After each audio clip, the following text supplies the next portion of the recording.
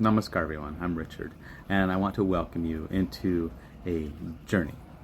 One that isn't just about learning information, but about transforming the way you see health, the way you see people, and ultimately the way you see yourself. This is about Ayurveda, the ancient science from India. It literally means the science of life or wisdom of life. Not just the body, not just the mind, life. And that's where we begin today. So Ayurveda is part of the Vedic tradition. It's a stream of knowledge going back thousands of years. It grew out of the Atharva Veda, one of the 4 sacred texts of India.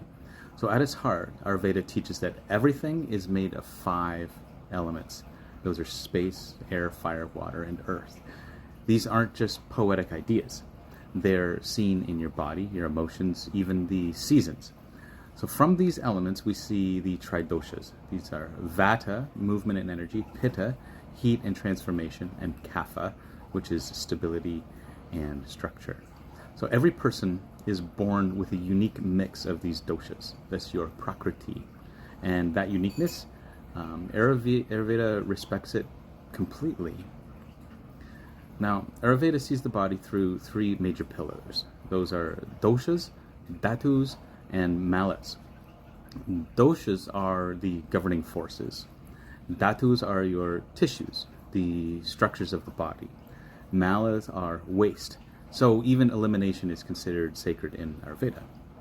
So health, from this perspective, isn't just the absence of disease, it's balance. When your doshas are balanced, when your tissues are nourished, when waste leaves the body properly, you feel healthy. So Ayurveda doesn't stop at the body. It looks very deeply at the mind. And here we see concepts like manas.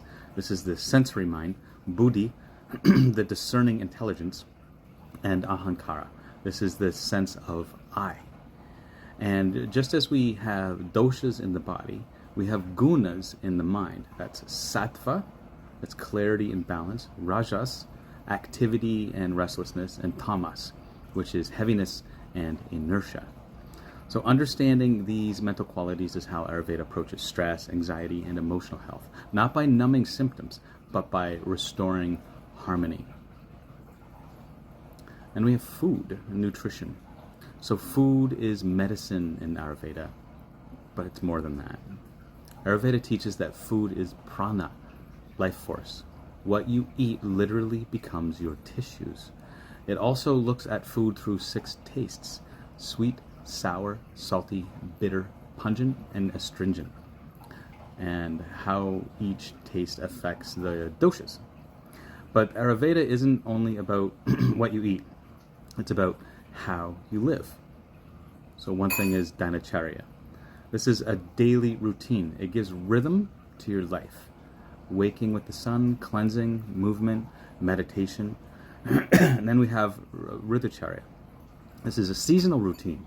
It keeps you in harmony with nature's shifts. When you live in rhythm with these patterns, your body thrives. So Ayurveda has powerful healing tools as well, like panchakarma.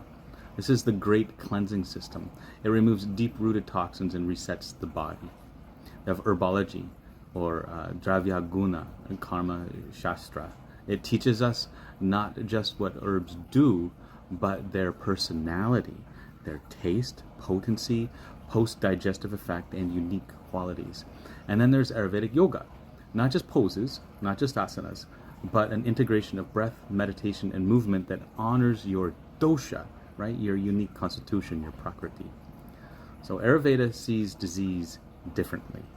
It describes the 6 stages of disease formation, from the very first imbalance before you even notice symptoms to full manifestation. That's why Ayurveda is as much about prevention as is it about treatment. Its 2 goals are simple here. This is to maintain the health of the healthy and to relieve disease in the ill. So when imbalance does happen, Ayurveda has a rich system of chikitsa. This is treatment to restore harmony. Now, this isn't just a course. It's not just a career path. So when you study Ayurveda, you don't just learn to help others heal, you transform yourself. You begin to see the world as deeply interconnected, and you see that health isn't just the absence of pain, but the presence of balance, clarity, and joy. So if you've felt the pull to guide others, to bring ancient wisdom into modern lives, this Ayurvedic course is your invitation here. So over 9 months, you'll learn Ayurveda deeply, and more importantly, you'll live it. Because Ayurveda isn't just studied, it's embodied. I hope you'll join me. There's information to contact me in the comments.